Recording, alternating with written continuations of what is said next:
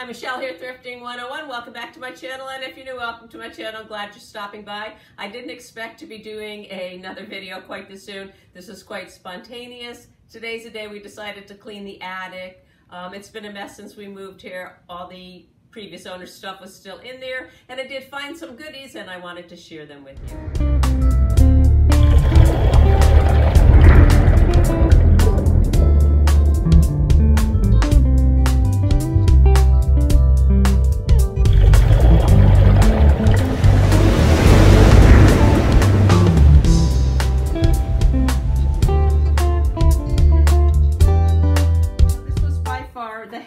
Thing that we found up there, and it's really cool. I don't know much about it. I'm not a typewriter person, but I did plug it in and it does start up. I don't know how well it works, but it's a Royal in its case, and I did a little research.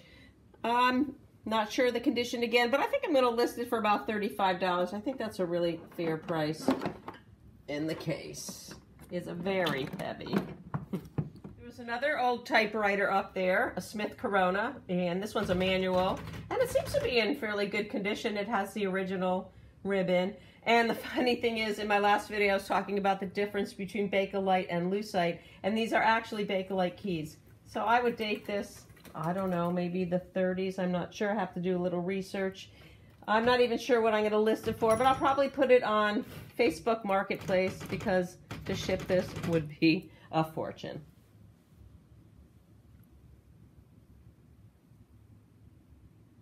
So we uncovered all these mason jars up there, and I have to clean them. We literally just got all this stuff on the table. And mason jars, I find, are very cool things to have these days. People do lots of things with them, even if they don't have the top. They were all wrapped in paper marked 1993. So I know they're at least that old, but I'm pretty sure they're a lot older. I have a couple of the ball ones. And we have this really cool magic mason jar, which I've never even heard of, but I did do a tiny bit of research on this, and I know that if they have the measuring cups on the side, they date to after 1957, so this could be any time after that. And what else? And a bunch of care. So I think I'm going to list this as a lot, probably on Facebook Marketplace, unless somebody on eBay wants it. I'll probably ask about $20 for all of them.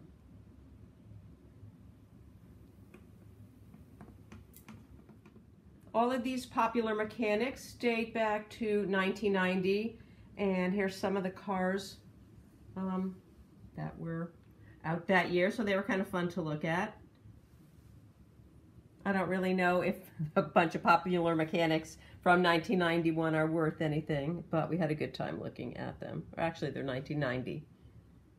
So we're up in the attic, and cameraman is up there throwing stuff down, and I'm putting it all together. And I noticed one by one, he's throwing down Better Homes and Gardens magazines. I'm getting excited and more excited. And I noticed everything you see here is mostly 1975, a few 1976s. And I did earmark a few pages to show you some of the really cool stuff in here. I thought you might enjoy it.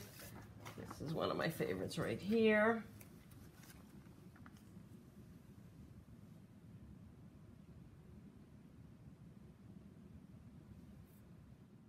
I thought this was a really cool ad, the Sunshine Family doll collection. I don't remember them, but some of you might.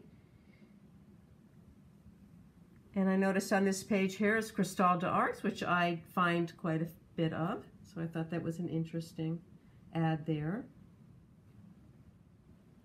I remember having kitchen floors like these. I just kind of love the way they're dressed there. It's so totally 1975.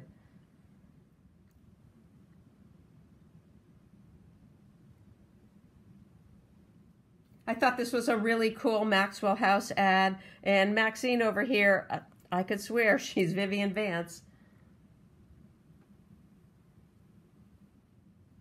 Back in the day when it was brand new and not vintage.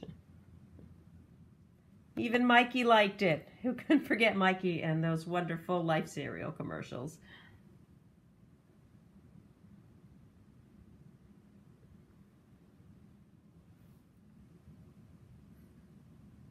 I'm just loving those appliances.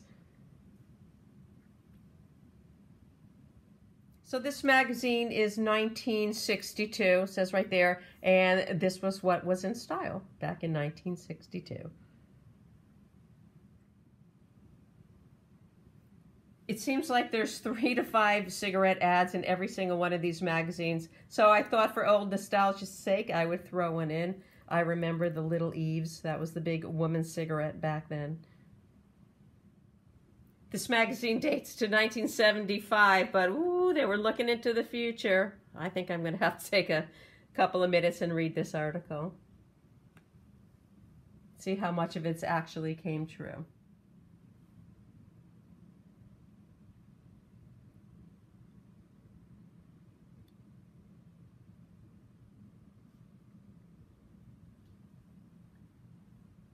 We found all these Reader Digest books up there from the 1970s to I think the early 1980s. There are more of them than I could count. I don't know about you, but I grew up on Reader's Digest, so I can't wait to browse through a bunch of these. I did pull one of the oldest ones aside, April 75. So this was a new camera, the new Polaroid in 1975. And there's another picture here I thought was really cool. Chromacolor too. Console TVs, I remember them well.